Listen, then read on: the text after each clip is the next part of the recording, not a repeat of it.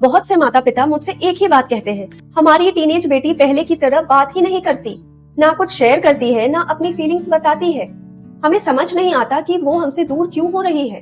Teenage में parents के साथ बहस होना बिल्कुल सामान्य है, पर जब गुस्सा बढ़ने लगे तो वहीं रुक जाना बेहतर होता है। अगर आप भी ऐसा महसूस करते हैं तो जान लीजिए कि ये ना तो आपकी गलती है और ना ही आपकी बेटी की, बल्कि ये उसके बदलते हुए उम्र चरण का एक हिस्सा है। जैसे अगर आप कभी गुस्से में ऐसा कह देते हैं कि तुम हमेशा गलत करती हो, तुम गैर जिम्मेदार हो, तुम्हें अपना बैग सही से पैक करना चाहिए था। टीनेज बच्चे सबसे ज्यादा तब परेशान होते हैं जब उन्हें लगता है कि मम्मी पापा मेरी पूरी बात सुने बिना ही मुझे समझाने लगते हैं या फिर डांटने लगते हैं। अगर आप ऐसे रिएक्ट करें कि क्या तरीका है ये तुम्हारा, बार बार मैं देख रही हूँ, अपनी मनमानी करती हो बस। टीनेज उम्र कठिन होती है, भावनाएं तेज होती हैं, सोच बदलती रहती है और बच्ची खुद भी नहीं समझ पाती कि वो कैसा महसूस कर रही है। पर अच्छी बात ये है कि अगर आप कुछ छोटे छोटे तरीके अपनाएं तो आपकी बेटी आपसे फिर से खुलने लगेगी, बातें शेयर करने लगेगी और आपके साथ एक सुरक्षित, भरोसेमंद और गहरा रिश्ता बनने लगेगा। आज का ये वीडियो इसी बारे में है। अगर आपकी बेटी भी 13 से 19 साल के बीच की है तो ये वीडियो एंड तक जरूर देखें। चलिए फिर शुरू करते हैं। स्टेप नंबर 1, सलाह देने से पहले उसकी बात पूरी सुने। टीनेज बच्चे सबसे ज्यादा तब परेशान होते हैं जब उन्हें लगता है कि मम्मी पापा मेरी पूरी बात सुने बिना ही मुझे समझाने लगते हैं या फिर डांटने लगते हैं। इसलिए आपकी बेटी जब आपसे कुछ कहे तो तुरंत समाधान मत दीजिए, बस उसकी तरफ देखिए, अपना मोबाइल नीचे रख दीजिए और शांत मन से पहले उसकी पूरी बात सुनिए। उदाहरण के तौर पे मान लीजिए वो आपसे कहती है, मुझे स्कूल जाने का आज मन नहीं है, तो आप तुरंत ये मत कहें, ऐसा कुछ नहीं होगा, पढ़ाई से भागो मत, जाना तो होगा ही। इसकी जगह आप कहें, अच्छा लेकिन क्यों नहीं जाना, क्या बात है, मैं सुनना चाहती हूँ, मुझे बताओ। केवल सुने और समझे जाने वाले एहसास से ही इस उम्र में आपकी बेटी भावनात्मक रूप से बहुत बेहतर महसूस करेगी। स्टेप नंबर 2, उसकी हर भावना को इज्जत दें, छोटा महसूस ना कराएं। कभी कभी आपको उसकी परेशानी छोटी लग सकती है, पर उसके लिए वही बात बहुत बड़ी हो सकती है। अगर वो कभी कहती है जैसे कि मेरी दोस्त ने आज मुझे इग्नोर कर दिया, मुझे बहुत बुरा लग रहा है, तो आप ऐसा बिल्कुल ना बोले, ये सब क्या बचपना है, ऐसी छोटी छोटी बातों को दिल पर मत लिया करो।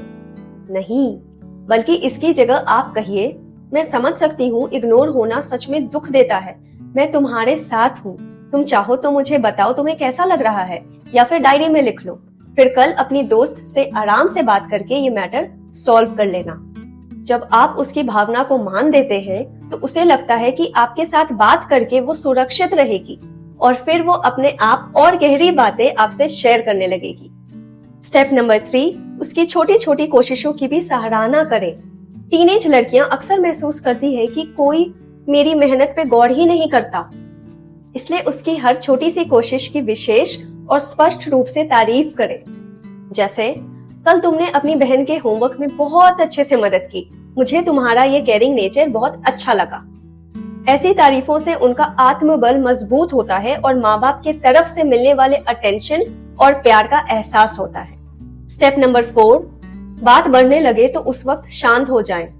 टीनेज में पेरेंट्स के साथ बहस होना बिल्कुल सामान्य है, पर जब गुस्सा बढ़ने लगे तो वहीं रुक जाना बेहतर होता है, क्योंकि इस टाइम पे जैसे आप परिस्थिति को संभालेंगे वैसे ही बच्ची भी सीखेगी। आप शांत भाव से कह सकते हैं, हम दोनों अभी थोड़ा भावुक हैं, 20 मिनट का ब्रेक लेते हैं, फिर शांत मन से बात करेंगे। ऐसा करने से बातचीत झगड़े में बदलती नहीं और समाधान आसान हो जाता है। स्टेप 5, थोड़ी सी अपनी सच्चाई भी साझा करें। कभी कभी बच्चे तभी खुलते हैं जब उन्हें लगता है कि माता पिता भी इंसान हैं और उनमें भी भावनाएं होती हैं। पर ध्यान रहे कि अपनी बातें ज्यादा बोझ बनाकर ना बताएं, बल्कि उचित और सीधे तरीके से साझा करें। जैसे कि जब तुम बिना बताए खाने के टेबल से उठकर अपने कमरे में चली जाती हो तो मुझे थोड़ा दुख होता है, पर मैं समझ सकती हूँ कि कभी कभी तुम्हें अकेला समय चाहिए होता है। अब 1 मिनट के लिए सोचिए कि अगर आप ऐसे रिएक्ट करें कि क्या तरीका है ये तुम्हारा, बार बार मैं देख रही हूँ, अपनी मनमानी करती हो बस, फिर आपको क्या लगता है इनमें से कौन सा तरीका को सुन के आपकी बच्ची आपकी बात को समझेगी और कौन से तरीके पे उल्टा गुस्सा या बहस करेगी, है ना? अच्छे से समझाने पे माता पिता के साथ इस उम्र की बच्चियों का रिश्ता बराबरी और ईमानदारी का बनने लगता है। आप कोशिश करके देखें। स्टेप 6, उसकी पसंद नापसंद और शौक पर बात करें। हर बातचीत गहरी या भावनात्मक होना जरूरी नहीं है। कई बार बॉन्डिंग हल्के फुल्के पलों से बनते हैं। उसके शौक पर बात करें, जैसे संगीत, कला, पढ़ाई, मेकअप, खेल, किताबें, ड्राइंग या कुछ भी जो उसे पसंद हो।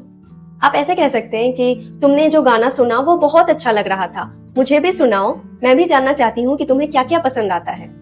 या फिर ऐसा कुछ कहे, तुम्हारी ये ड्राइंग बहुत खूबसूरत है, तुम्हें इसकी प्रेरणा कहाँ से मिली। ऐसे सरल सवाल भरोसा भी बनाते हैं और दूरी भी कम करते हैं। स्टेप 7, डांटते टाइम उसके व्यक्तित्व पर नहीं, उसके व्यवहार पर बात करें।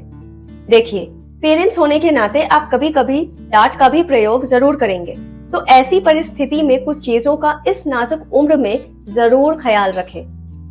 व्यक्तित्व पर हमला उन्हें बहुत चोट पहुंचाता है। जैसे अगर आप कभी गुस्से में ऐसा कह देते हैं कि तुम हमेशा गलत करती हो, तुम गैर जिम्मेदार हो, तुम्हें अपना बैग सही से पैक करना चाहिए था। इन वाक्यों से वो अंदर से टूट जाती है और माता पिता से कहीं ना कहीं दुखी हो जाती है। हालांकि आप ये सब कुछ सच में नहीं बोलना चाहते, ना उसके बारे में ऐसा सोचते हैं, पर इस उम्र में बच्चे बहुत भावुक होते हैं, इसलिए हमें थोड़ा ज्यादा ध्यान रखना पड़ता है। इसलिए बात या डांट केवल व्यवहार पर करें, व्यक्तित्व पर नहीं। आप उसी बात को ऐसे बोल सकते हैं, कल तुमने अपना बैग तैयार नहीं किया था, इससे तुम्हें स्कूल देर से पहुंची। क्या हम इसे मिलकर अगली बार से ठीक कर सकते हैं? इससे उसे सुधार करने की प्रेरणा मिलती है और वो खुद को बुरा इंसान नहीं समझती। टीनेज उम्र कठिन होती है, भावनाएं तेज होती हैं, सोच बदलती रहती है और बच्ची खुद भी नहीं समझ पाती कि वो कैसा महसूस कर रही है। ऐसे समय में उसे आलोचना, डर या आदेश नहीं चाहिए, उसे चाहिए सुरक्षा, समझ और आपका साथ।